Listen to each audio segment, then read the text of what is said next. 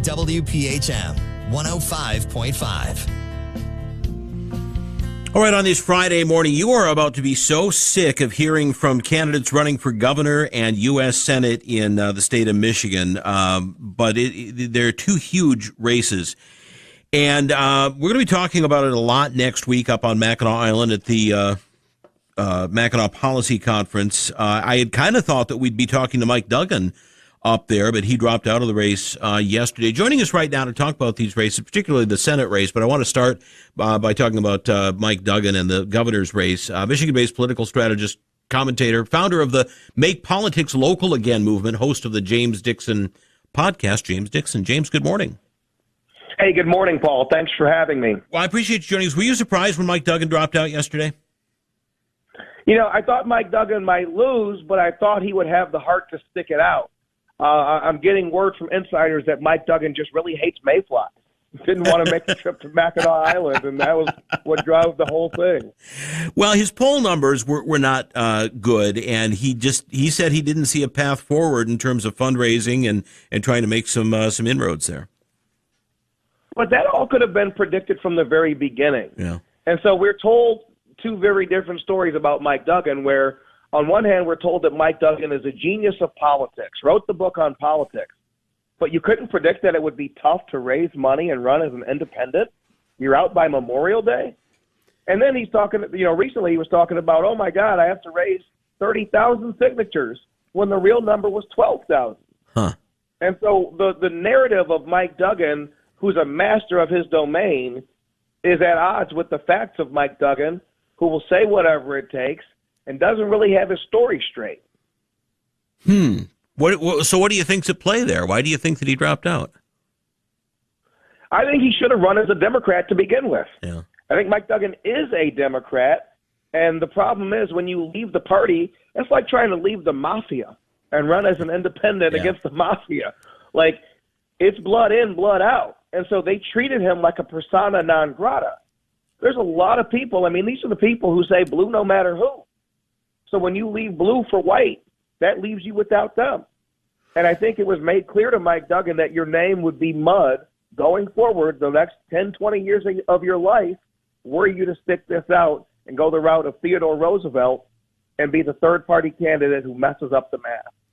The primary is not till August, but do you think this is going to be Jocelyn Benson versus John James? I think it's shaping up that way if you believe the polls. I think Mike Cox, the two-time attorney general, is still a very alluring option. Like Benson, he's a two-time statewide elected official. I would never count Mike Cox out, but I do think it is going to be one of those two, John James or Mike Cox, versus Jocelyn Benson. On the Senate side, you had some things to say about Mallory McMorrow in a column that you wrote for the Michigan Enjoyer this past week. You basically say she's a carpetbagger. She came in here from elsewhere and doesn't really have the best interests of Michigan at heart. Talk a little bit more about that. Absolutely. We talked about this also on the James Dickson podcast, and it was called Mallory McMorrow is a Walking Red Flag. And I argue that just like Jocelyn Benson, who is a Pittsburgh woman who now wants to be our governor, you have McMorrow, born and raised in New Jersey, who came here from California. McMorrow came to Michigan to be a politician.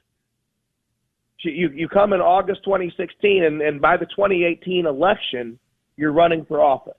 And so she came here to be a politician. Her one accomplishment as a Michigan lawmaker is a red flag law that could disarm legal gun owners without even the benefit of due process, where that owner gets to participate. And so Mallory McMorrow is not a neighbor of ours. She is a missionary who's come to change Michigan because she thinks we live wrong. And why is that a problem? Why is it a problem for somebody to come here from another state and run for office? I think it's the aspect of changing it. Why are you coming, right? Mm-hmm. When Stephen T. Mason, this is a guy who had connections to our founding fathers, right? When a guy like that comes to Michigan in its infancy, it makes sense that you'd want to have a connection between the newest state and some of our very first states. But 190 years in, we need neighbors. We need partners in the future not people who try to make Michigan more like the places they fled. If you like California, stay in California. Don't try to turn Michigan into California. Make politics local again. Tell us a little bit more about that movement. Yeah, so Paul, I'm a Republican, and basically Make Politics Local Again is an attempt to answer the question of how do Republicans win in the post-Donald Trump era? Like him or don't like him or you're over him, Donald Trump's name will never appear on another ballot again. And so how do you prepare for the post-Trump world?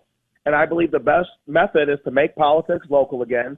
Talk about the facts on the ground in your state, in your community. Talk about what happened to Michigan and who drove Michigan into the ditch. And if you do that, you take the focus off of Washington onto Michigan, because 2026 is a state election, not a federal election. I asked you this question on the governor's side, who's likely to be the two nominees. What do you think on the Senate side? Who do you think the two nominees are going to be there?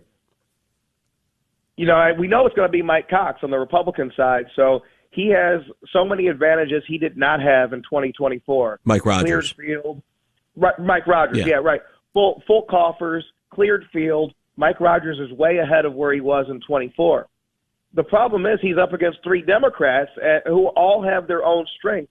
I think Mallory McMorrow a month ago, people would have said, I don't want to face McMorrow because she had a star quality. That has faded with her goofy antics, with the carpetbagger stuff.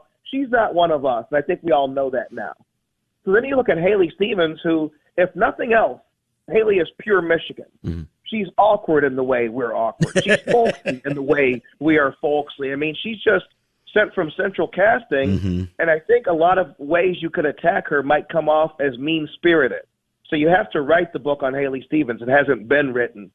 And then you have Abdul El Sayed, who is a fake doctor. He's never practiced as a doctor. He's never held a job longer than 3 years. He comes and goes. So I think the way you attack him is saying he's a career nomad with no real roots. He's always looking to the next thing without finishing his current thing. So the one I fear most is Haley. The one I think is the weakest is Mallory. And Abdul is a curveball or a knuckleball. He's not going to be as easy to hit. It's going to be an interesting race, no doubt about it. Both those races, governor and Senate. James Dickson, I appreciate your time this morning.